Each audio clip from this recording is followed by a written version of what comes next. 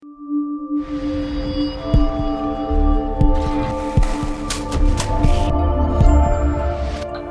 we're here to take a look at yet another blaster repair episode. I did one before on a Busby Predator, which I had thrifted for 99 cents, and it wouldn't catch. Tore it apart, familiar with the insides of Busby, which, as everybody who watches this channel knows, is my favorite brand of blasters. And while I absolutely love the current modern day Snipe, this is what had used that name before. This is the Busby Ultimate Snipe. It was one of the integrated clip system blasters that clip together. Of course, that is the Ultimate series, and that featured things like the Ultimate Missile Blast, the Berserker, the Rapid Fire, as well as this. And this one, I have the screws undone, but what the problem is currently is right there. Now, I'm holding this just simply for stability purposes. This thing has a retraction problem. Now, internally, there is a tension spring, which actually, when you pull this back, it should snap right back in. Now, the blaster still functions. You can fire it. However, you got this loose rattling around piece here, and then you can, of course, close it yourself and fire. However, that's not how it's intended to work. I've already popped this little piece off. This is just a front piece that when you split the shell a little bit, it sits in there on a couple of tabs and makes the blaster look like this. Let me cover all the screws up. And this is what we see on the normal stickers. It's actually in pretty good shape overall. But it's the Ultimate Snipe Blast. And we're going to take this thing apart and have a nice look inside. And I'm betting, moment of truth, I'm betting that simply that either the springs popped off the tab or the tab has broke off. And here we are. As you can see, the spring is still in place. However, it was option B. The tab has snapped off. It locates here on top of the actual priming bar, right there, and, I mean, it's quite simple. Super glue will fix it.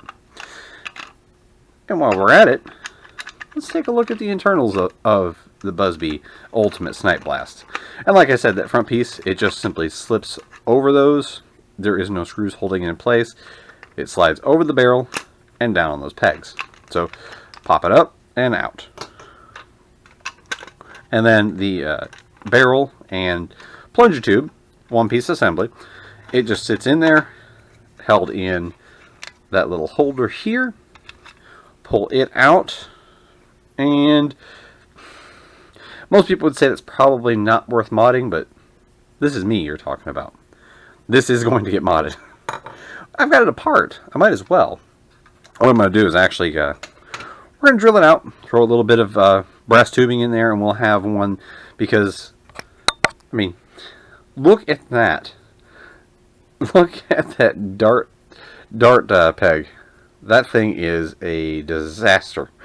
I never understood why Busby ever did this, because all this does is harm the performance. Because as you can see there, it actually protrudes out. And when it protrudes out, it's actually going to be grabbing the inside of the dart's inner diameter and slowing it down. But a drill bit of the appropriate size will be enough to bore this out, so a sleeve of brass can be put in, easy breech style. Of course, it is a single shot blaster, so we don't have to worry about that. But I am going to do that, and we will glue this back on.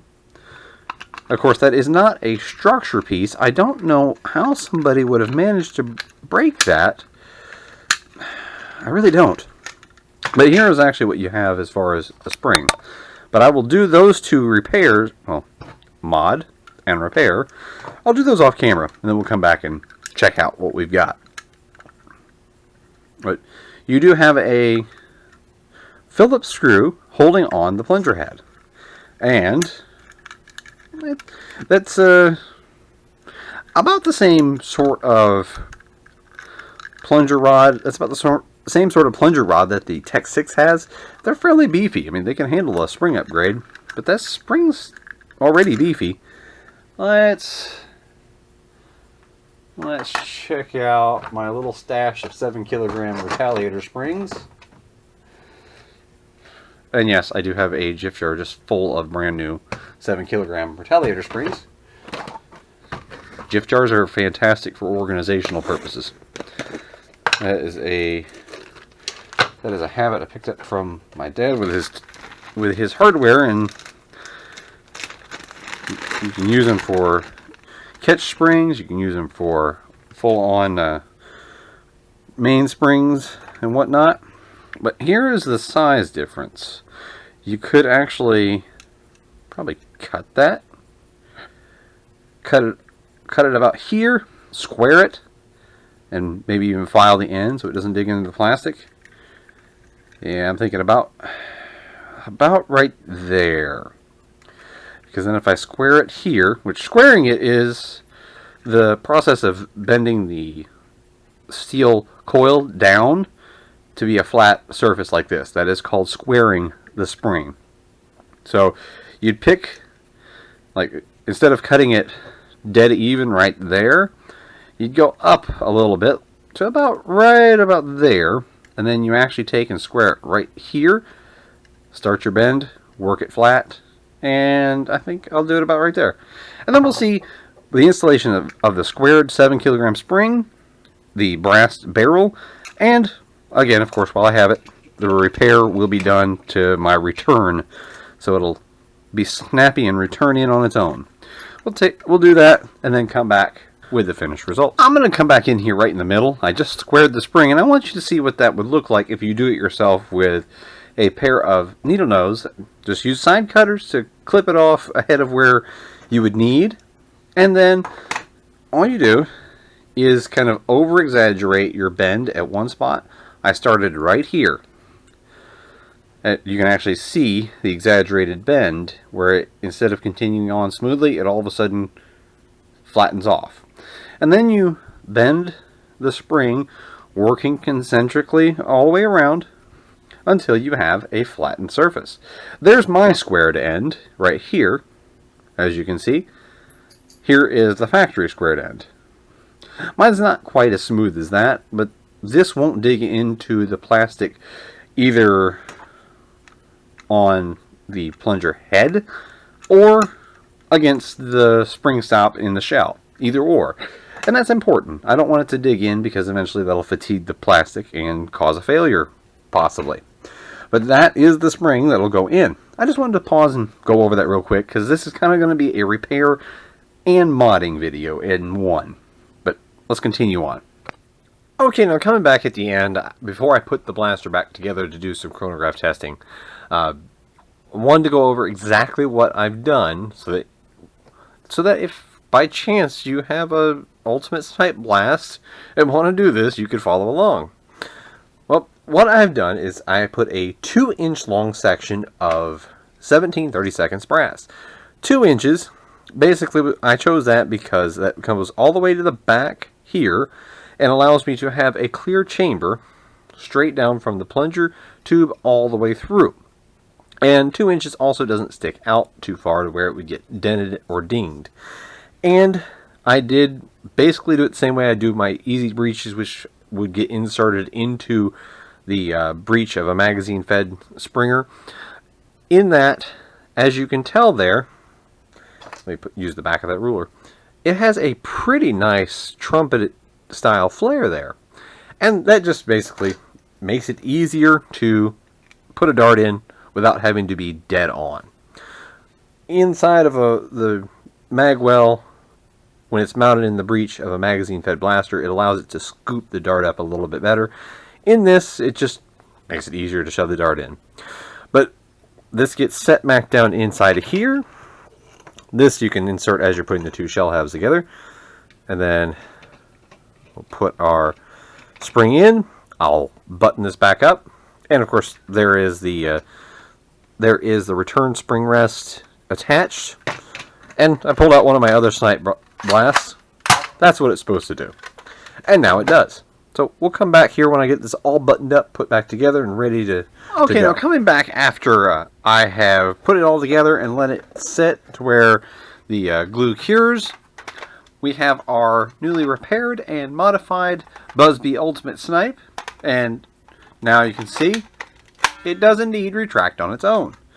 And while the standard Buzzbee Snipe, well, Ultimate Snipe Blast, I need to make sure I say that because, of course, the Snipe is something far, far different. Nice big bolt action rifle. While the stock one won't even fire the modern darts because the dart post, well, it has this huge, chunky tip to it that, look at the inner diameter of a dart, and if you see, it actually wants to hold on there. There we go, finally got it off. And that, if it sticks to the dart post like that, you can barely have to fling it off, you can understand what that would do to performance. Basically, it won't fire the modern darts until you rip that dart post out. Because there is only about a 1/4 inch or 3/8 contact point that the actual barrel material has down in there. And that will allow them to fire a dart once you remove the dart post, and it shoots about 50 feet per second. Roughly. And we'll throw a elite in there just to see.